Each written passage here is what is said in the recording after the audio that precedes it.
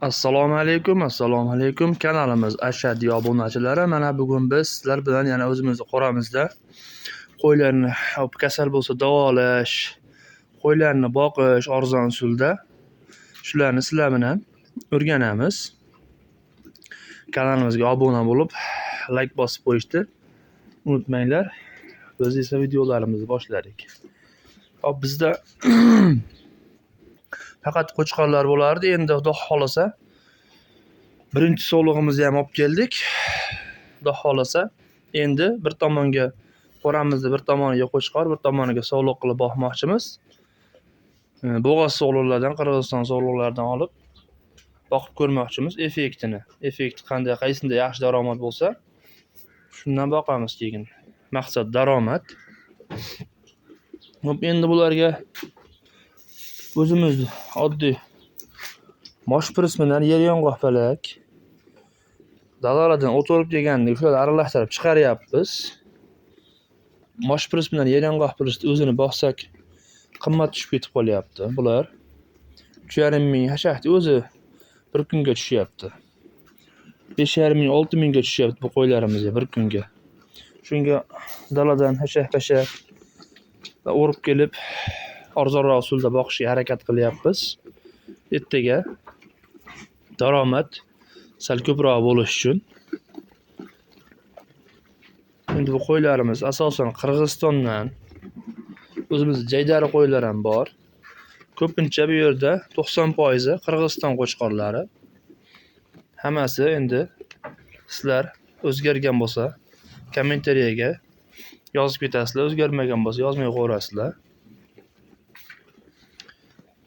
Shu qo'chqorlar mana bular o'zimizning Qirg'izistondagi bor. Tojikistonda Hisori qo'chqorlari bor. Bu yerda ham Qirg'izistondagi bor, Tojikistondagi bor. Bu yerda mana Hisori, ikki bosh Hisorisi bor, toza Hisoridan.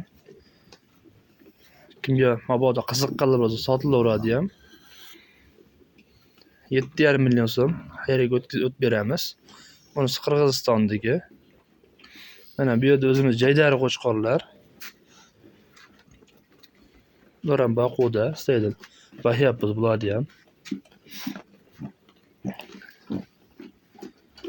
O'zgargan bo'lsa kommentariyaga yozib ketasizlar.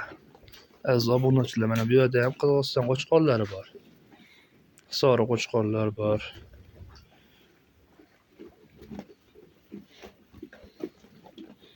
Yana bir